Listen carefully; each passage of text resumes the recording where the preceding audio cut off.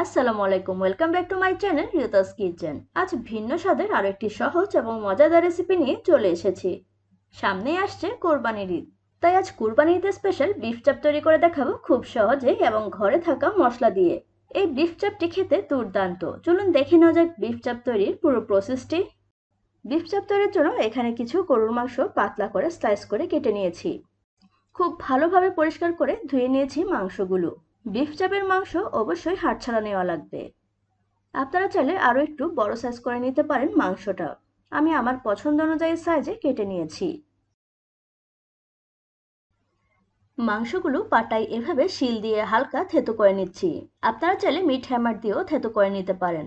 খুব বেশি থেতো করা যাবে না, খুব বেশি থেতো করলে যখন এটা ফ্রাই করব তখন তেলের সাথে এটা মিশে যাবে, খেতে ভালো লাগবে না। এমন ভাবে থেতো করে নিব যাতে মাংসগুলো ভেঙে না যায়।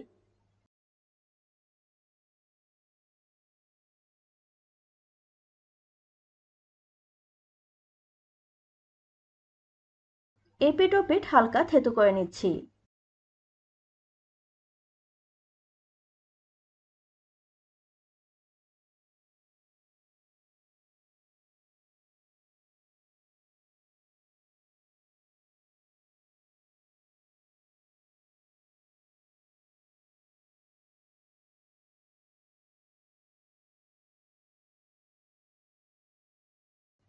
দেখুন সবগুলো সুন্দরভাবে থেতো করে নিয়েছি।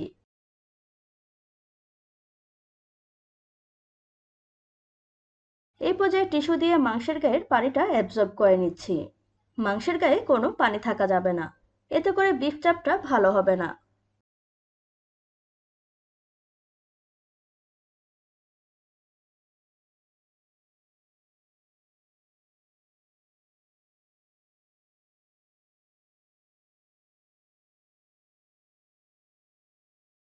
বিফ চাপ খুব সহজে বানিয়ে নেওয়া যায় কোনো রকম ঝামেলা ছাড়াই ঘরে থাকা মশলা দিয়ে।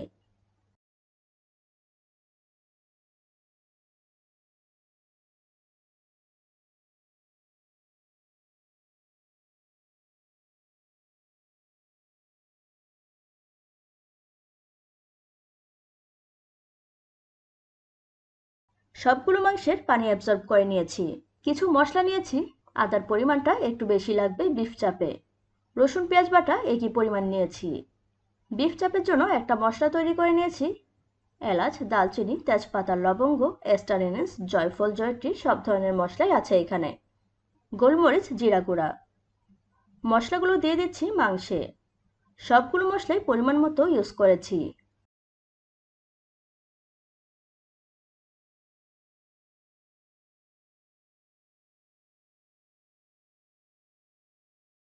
দিয়ে দিচ্ছি চিলি ফ্লেক্স। বিফ চাপে চিলি ফ্লেক্স দিলে টেস্টটা ভীষণ ভালো হয়।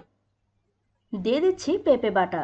পেঁপে বাটা অবশ্যই দেওয়ার ট্রাই করবেন। পেঁপে বাটা দিলে বিফ চাপ সফট হয় এবং ফ্রাই করলে তাড়াতাড়ি সেদ্ধ হয়।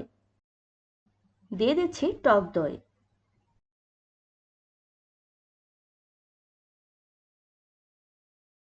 অল্প হলুদ গুঁড়া দিয়ে দিলাম। অল্প মরিচ গুঁড়া দিয়ে দিলাম।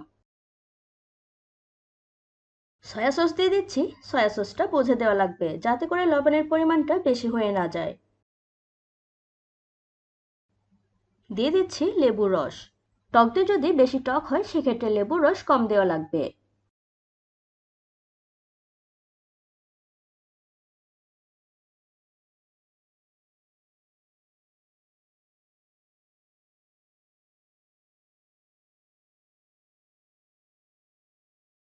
স্বাদ অনুযায়ী লবণ দিয়ে দিলাম।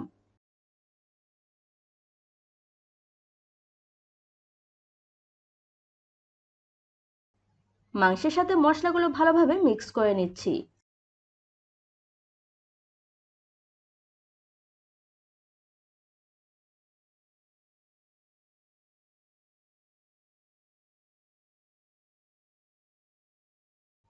আপনাদের হাতে যদি সময় কম থাকে সেক্ষেত্রে 2-3 ঘন্টা রেস্টে রেখে ফ্রাই করে নিতে পারেন। আর যদি হাতে সময় থাকে সেক্ষেত্রে 7-8 ঘন্টা রেস্টে রেখে দিতে পারেন। রাতে মেখে ফ্রিজে রেখে পরের দিন ফ্রাই করে নিতে পারেন।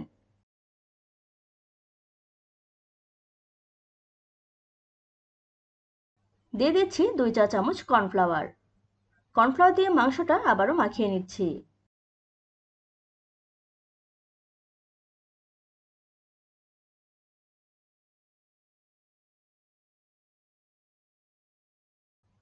খুব ভালোভাবে মশলাটা মাংসের সাথে মিক্স করে নিতে হবে, যাতে করে প্রত্যেকটা মাংসে মশলাটা সেট হয়।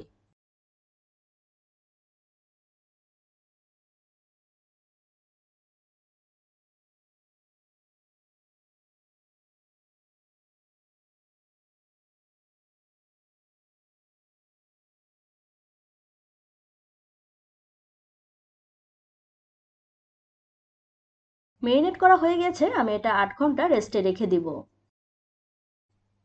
8 ঘন্টা পর দেখুন মাংস থেকে পানি বের হয়ে গিয়েছে। এটা আবারও মেখে নিচ্ছি, এতে করে পানিটা মাংস টেনে নিবে।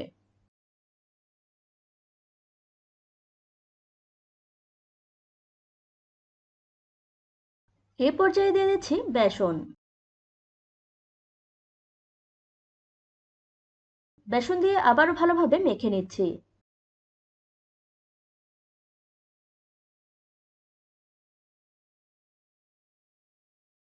এবার বিফ চাপ বানালে পরিবারের সবাই খুবই পছন্দ করবে।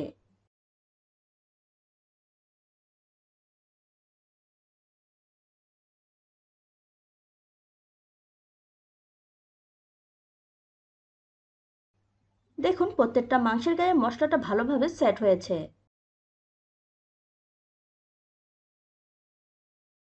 চলে এসেছি ভেজে নেওয়ার প্রসেসে। পরিমাণ মতো তেল দিয়ে দিচ্ছি প্যানে।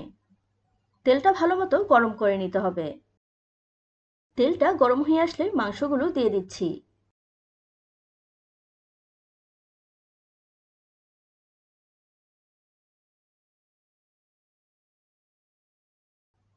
চারটে চারটে করে ভেজে নিব। এই পর্যায়ে চুলার আঁচ মিডিয়াম টু লোতে রেখেছি। এক পিঠ কিছুটা হয়ে আসলে অন্য পিঠ উল্টে দিচ্ছি।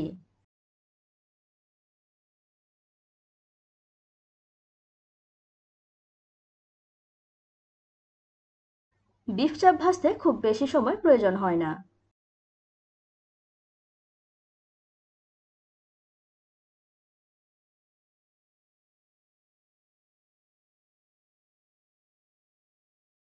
আবারও কিছুটা উল্টে দিচ্ছি।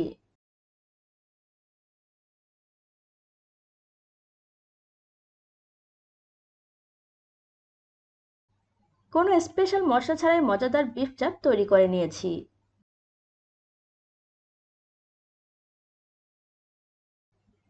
বিফ চাপগুলো রেডি হয়ে গিয়েছে।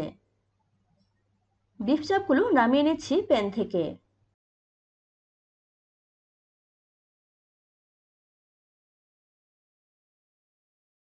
পরোটা কিংবা লুচি দিয়ে বিফ চাপ খেতে দারুণ লাগে।